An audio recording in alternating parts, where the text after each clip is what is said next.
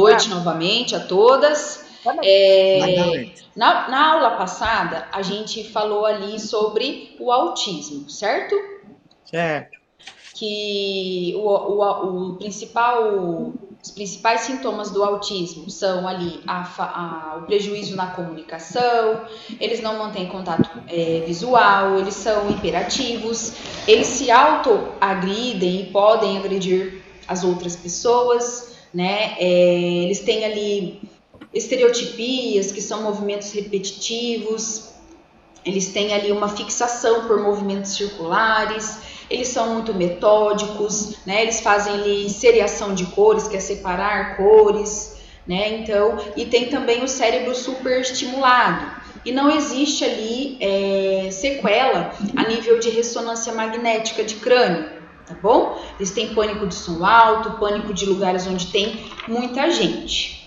Aí a professora na aula passada até enviou para vocês ali alguns vídeos, né? Um era do Marcos Petri, que ele tem um canal no YouTube que se chama O Diário de um Autista, e também enviei ali as séries, que são vários capítulos do Fantástico que falam sobre autistas, tá? Em diversas famílias, que existem ali uma variação da doença do autismo, dentro de cada família, né? Então, o autista ele pode vir não falar nada, como ele pode também ser uma pessoa, ser um gênio ali, dependendo do assunto onde ele fixa ali, esse assunto ele se aprofunda muito, tá? E eles gostam muito ali de matemática, coisas que tem ali fácil resolução, tá? Então, hoje a gente vai falar sobre esquizofrenia. Não sei se vocês já ouviram falar da esquizofrenia. Eu já ouvi falar. E a filha do Careca foi diagnosticada com isso? Tá. Já conviveram com alguém que tem esquizofrenia? Eu não. Não. Nem eu. Tá. Nandiele?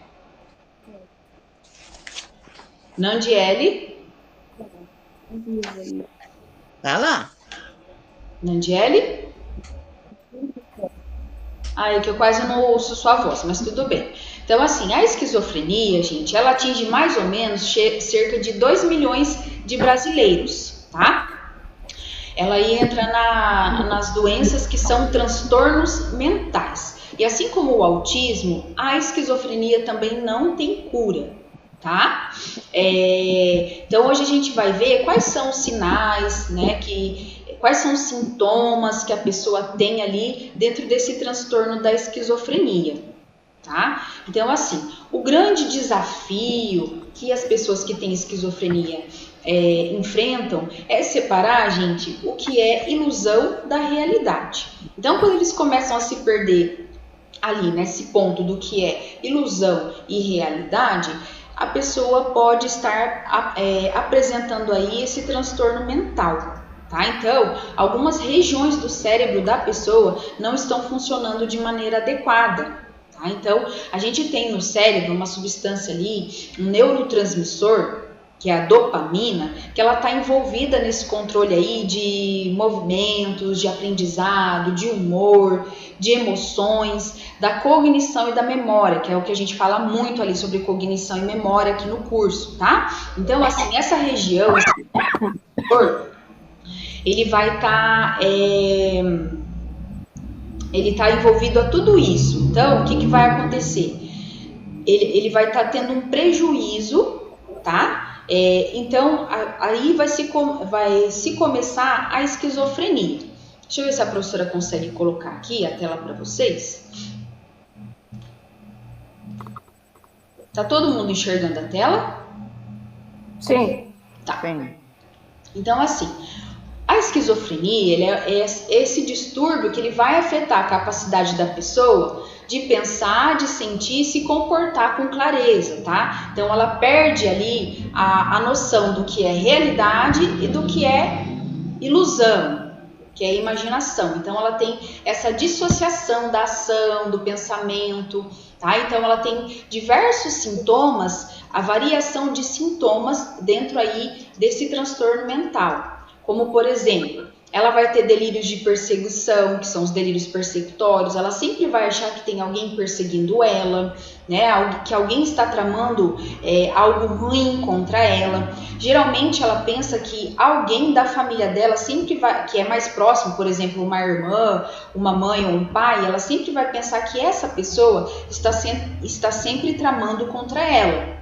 Tá? Então ela tem alucinações, essas alucinações podem ser auditivas, podem ser visuais, então ela escuta vozes, ela vê coisas que não existem, é aí que ela se perde no que é realidade e no que é imaginação, tá? Ela não consegue mais separar o que realmente está acontecendo de realidade na vida dela ou o que ela está imaginando por conta do transtorno. Tá?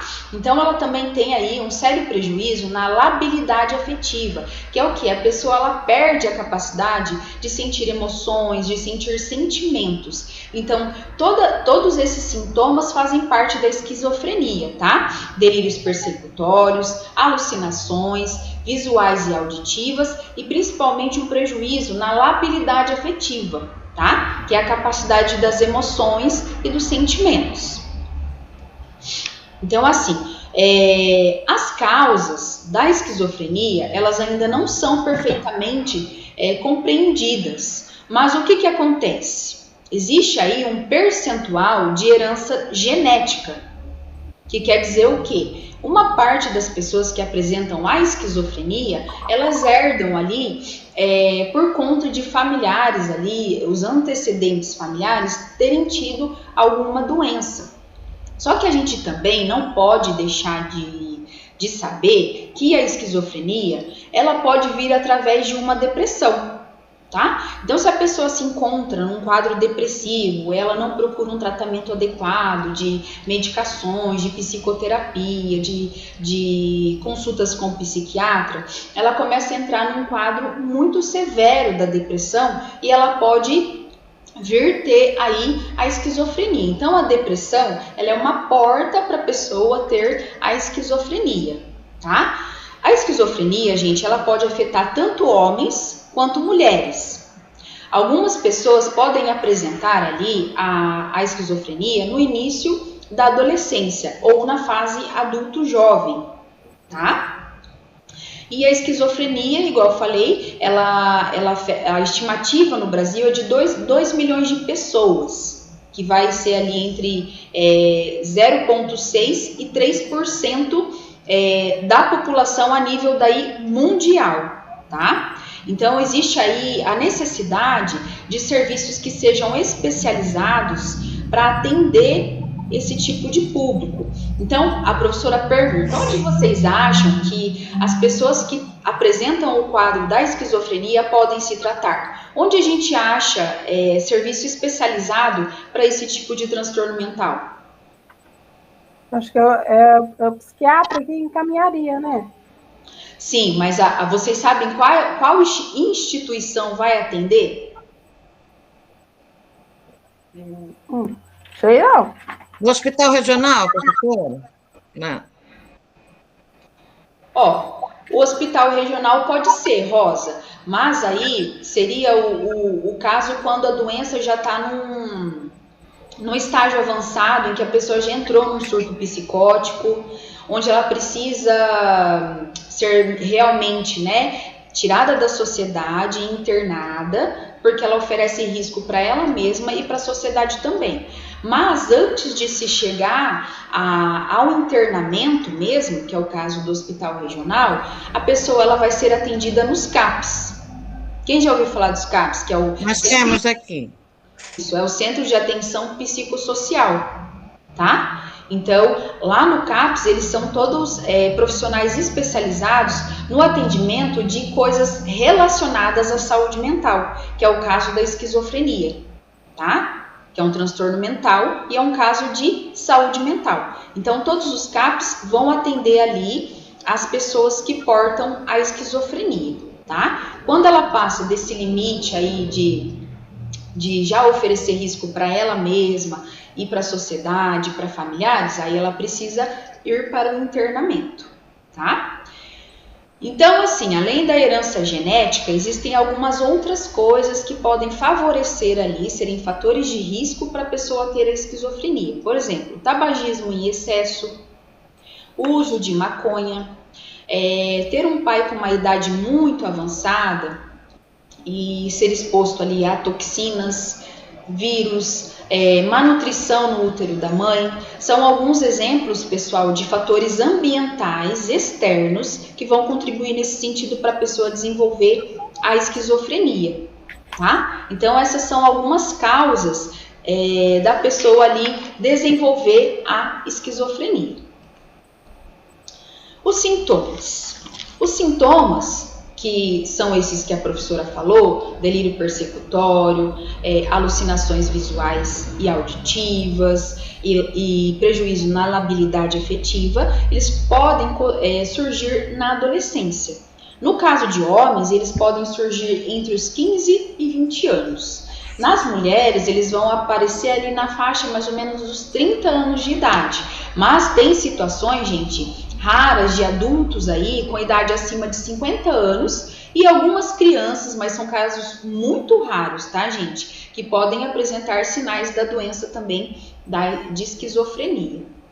A professora, quando terminou a minha tese da especialização em saúde mental, eu fiz ali sobre cuidadores de portadores de esquizofrenia. E existia uma mulher que parece que eles vieram da Bahia, eles eram casados fazia 5 anos. E ele era uma pessoa normal, o marido dela, e ele desenvolveu a esquizofrenia depois de um certo período.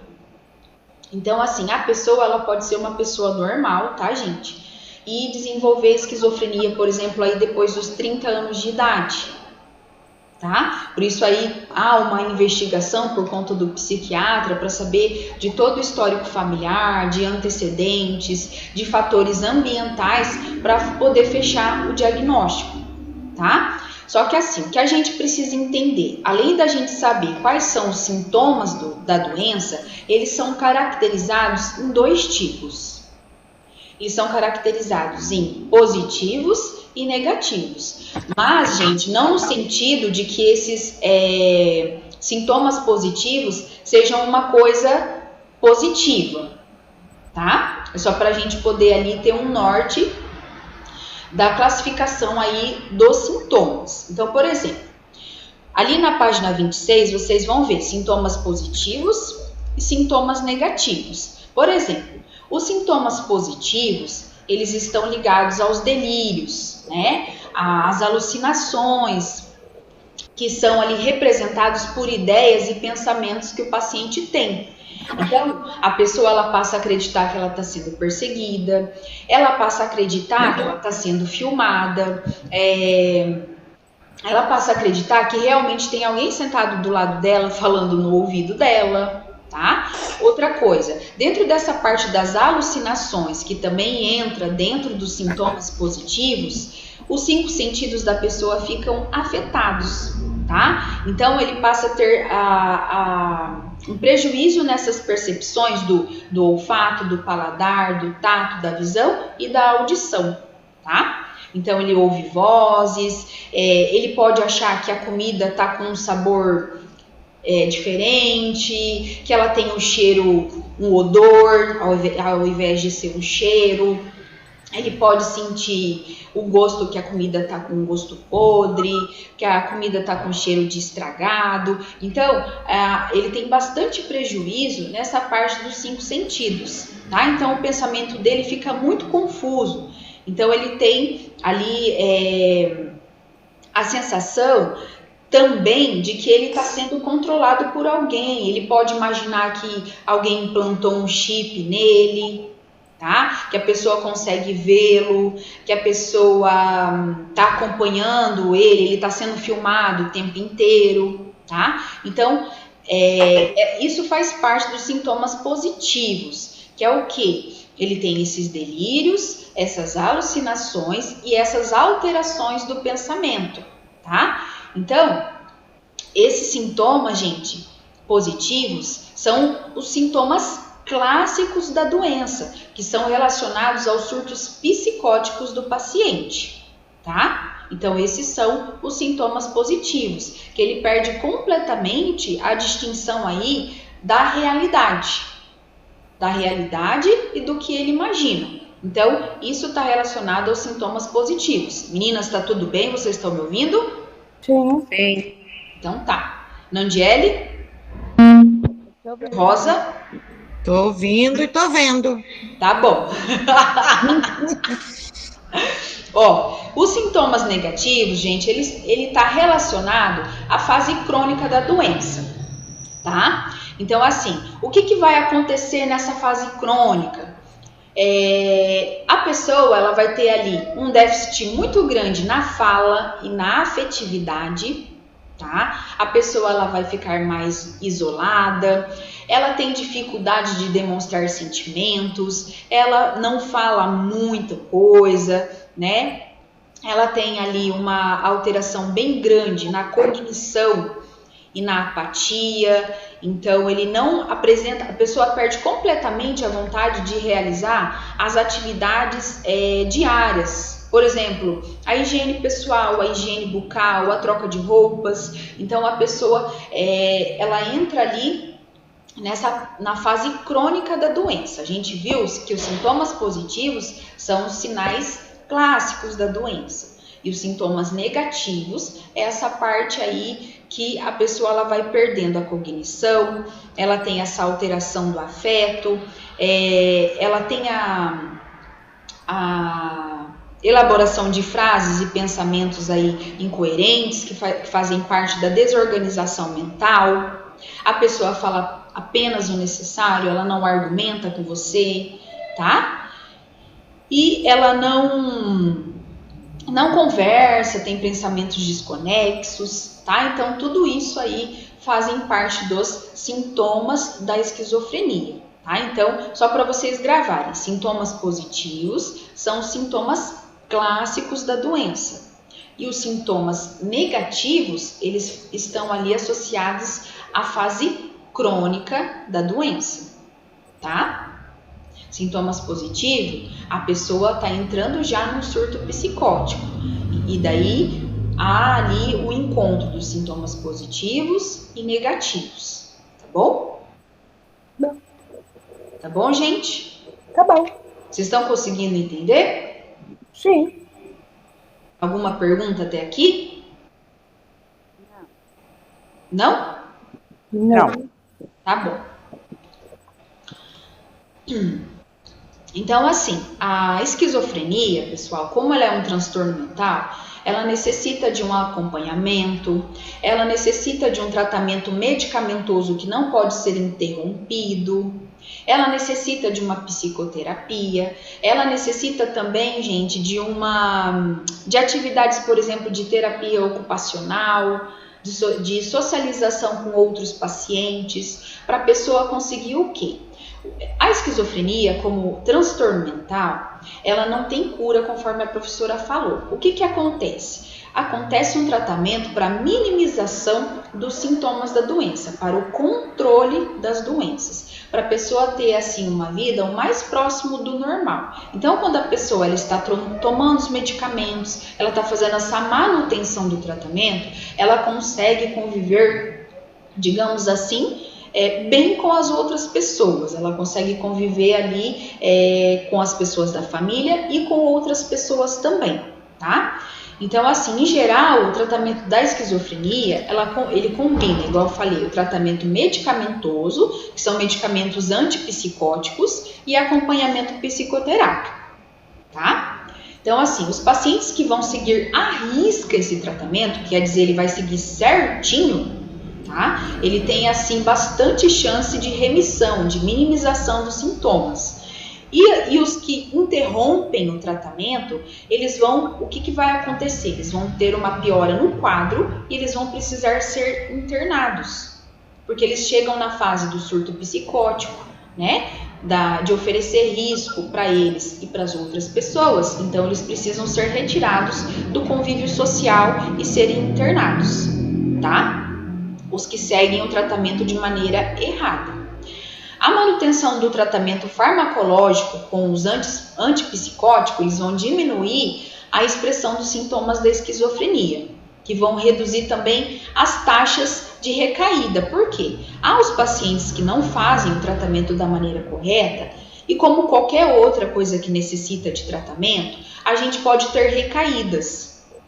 Então, quando eu recaio ali sobre o meu tratamento, eu vou ficando cada vez pior e os meus sintomas eles vão aumentando, tanto os positivos como os negativos. Então, assim, aproximadamente 70% dos pacientes tratados aí com qualquer tipo de antipsicótico, eles alcançam, gente, a remissão, a minimização dos sintomas. Então, olha, a gente tem um percentual bom, né, de pacientes que conseguem levar o tratamento de maneira correta. Então, também tem, gente, a possibilidade que mesmo com o tratamento sendo bem feito, os sintomas ainda podem permanecer. Por quê? O paciente talvez tenha chegado à gravidade no quadro da doença, tá? Então, ele chegou na forma grave da doença. Então, o que vai acontecer? Ele vai necessitar ser internado, tá bom? Tá bom, gente? Tá. Sobre a internação. A internação, gente, acontece ali quando ele entra nesse surto psicótico. Então, e também pode ser porque ele está fazendo um tratamento farmacológico, tá? De ambulatório, que é o quê? Esse tratamento de ambulatório, pessoal, é feito no CAPS. As terapias é feita no CAPS, tá? Porque ele está em controle. Então, a pessoa que tem esquizofrenia, quando ela está fazendo só o tratamento ambulatorial, ela está controlada. Então, ela está atingindo essa remissão dos sintomas, tá? Mas quando a pessoa ela tem a recaída, a internação vai precisar acontecer, tá? Por quê? A pessoa não fez uso adequado dos medicamentos, ou durante o uso dos medicamentos, eles não estão sendo tão eficazes para o paciente, então ele vai precisar ser internado, tá? Até aqui tudo bem, gente? Vocês querem fazer alguma pergunta? Não? Nossa senhora, pessoal. São Brás. Credo, gente, vocês estão muito quietinha. Tá, mas estou ouvindo. A Rosa está tossindo. Tá bom, continuando então. Então, gente, o diagnóstico, igual a professora falou, é feito por um psiquiatra, tá? Que ele vai observar de uma maneira bem minuciosa antecedentes familiares, histórico familiar, a vida da pessoa, né? Os relatos que o familiar pode fazer, e a pessoa ali vai ali fazer o tratamento farmacológico, vai fazer as terapias, psicoterapia, terapia ocupacional, a intervenção familiar, nesse caso também é uma coisa bem importante, tá? Musicoterapia, psicopedagogia, todos esses são tratamentos alternativos aí para o paciente de esquizofrenia. Daí a professora pergunta, o que você, cuidador, vai fazer se a pessoa tiver surto? Alô, professora? Vai fazer o quê? Chamar o SAMU. Chamar o SAMU, Marli? Uai, eu vou fazer o quê? Eu vou deixar ele matar? O SAMU vai dar pode ser que... Então, pode ser que chamar o SAMU seja uma alternativa viável, né? Então, ali a gente tem no primeiro. Será útil, né, que o cuidador ele tenha uma lista de contatos de emergência, como por exemplo, vou ligar para o psiquiatra, né? Vou ligar para o SAMU, vou ligar para o hospital, ou posso ligar também para o terapeuta. Porque na hora da crise, né, eles ficam incontroláveis e eles podem realmente oferecer um risco para eu, cuidador. Sim. Tá? Por isso que ou a polícia. Então, número 2, quando o familiar estiver bem e estabilizado, conversa com ele e explicar o caso explique que caso um dia seja preciso, você chamará pessoas que possam ajudar, como esses que a professora citou acima. Lembrar, gente, uma coisa muito importante que a gente não deve nunca discutir, contra-argumentar com pacientes que estejam em surto, tá? Por quê? A pessoa na hora do surto, ela não é ela mesma, ela já está fora de si, ela está fora de controle. Então, o que vai acontecer? Ele vai reagir de maneira agressiva comigo, tá? É melhor correr, professora? Hã? É melhor correr, né? Melhor correr, Rosa, mas e o paciente vai ficar lá sozinho? Mas, professor, se a gente ficar perto dele, ele vai esquentar de tapa a gente, aí a gente tem que correr mesmo. Não, você não vai discutir com o paciente e você vai ligar para pedir ajuda. Porque você não pode deixar ele também sozinho, porque ele é um risco para ele mesmo. Então, se ele morrer também, um percentual de culpa pode ser seu. Misericórdia. Tá? Outra coisa. Para segurança, então, não vou cuidar nunca de um esquizofrênico. Ó, não expressar. Você também não pode ficar expressando que você tá com raiva, com medo, irritado, quando ele estiver em surto. Porque isso vai fazer ele ficar mais irritado, mais agitado. Nunca gritar, porque isso também vai piorar a percepção dele. Então ele vai ficar pior do que ele está e pode tentar ali, né, atacar você. Ah, não tem perigo, professora. Vamos deixar esse negócio aí de lado aí, vamos pular essa parte. Porque lá no regional eu já tinha medo de ficar cuidando daquele povo lá, porque a gente tinha que ter olho atrás, porque se a gente desse as costas, eles quebravam vidro e catavam os cacos de vidro lá e tentavam matar a gente. Aí é melhor deixar isso quieto. Ó,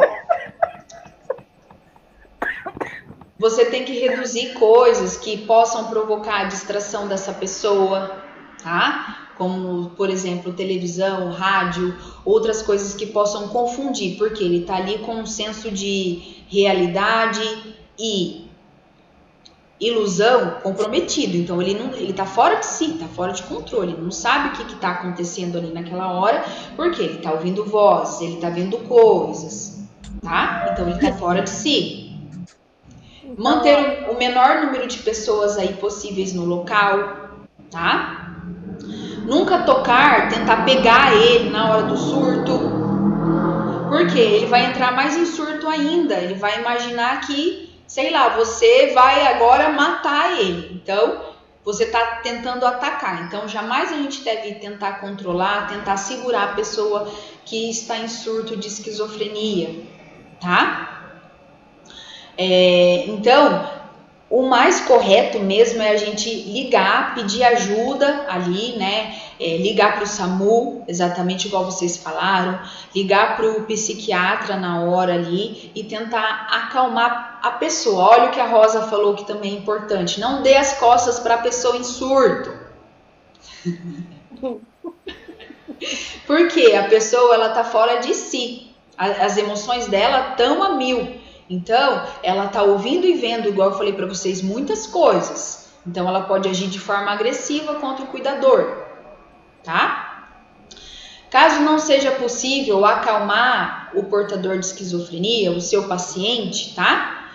Chame a ambulância, você já tem que ter feito isso já na hora, né? Chame a emergência e ligar ali para o psiquiatra, tá bom? Porque a pessoa ela vai estar agressiva, ela vai estar fora de si, ela pode ela vai oferecer risco para ela mesma e para a pessoa também. Ela pode se ferir, pode se machucar e pode ferir e machucar o cuidador também, tá bom? Gente, lembrando que... Tem que ganhar muito bem para cuidar do esquizofrênico, hein? Tem, por isso, pessoal, que existem essas instituições que são os CAPs, que eles fazem esse atendimento ambulatorial com os pacientes, tá? Toda essa terapia é oferecida lá também. E uma coisa muito importante é a gente garantir a participação dos familiares gente, o CAPS também tem isso, a gente faz reuniões mensais com os familiares para estar acompanhando como que está a vida do paciente em casa, como ele tá se comportando, se as medicações estão ok, se estão sendo eficazes, se não, se a gente precisa trocar, tá bom? Então, é imprescindível também a participação dos familiares aí com os portadores de esquizofrenia, tá? Então, quais são os principais sintomas da esquizofrenia? Meninas?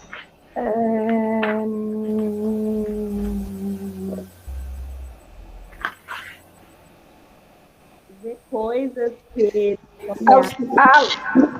Alucinações. Que mais? Alteração de pensamento. Uhum. Não gosta de falar, fica ia falar isso, né? Também tem o da visão também, do olhar, mas eles não fixam o olhar, né? Falar apenas o necessário, não argumentar. Como é que é, Rosa? O prof não entendeu. Falar com ele só o necessário, não argumentar, não replicar. Sim, mas essas são as coisas que a gente deve fazer para o paciente que tem esquizofrenia. A professora quer saber os sintomas. Pera lá, vamos aqui. Acho que é delírios. Alucinações, delírio. Alucinação, tem da alteração de pensamento. Uhum. Que mais? A pessoa pensa que está sendo perseguida. Isso, o que mais? Ouve vozes. E a Val? Val, você tá aí? A Val está numa tristeza. Val, cadê você, Val? Liga o microfone. Tô aqui. Tá aí, Val? Tô.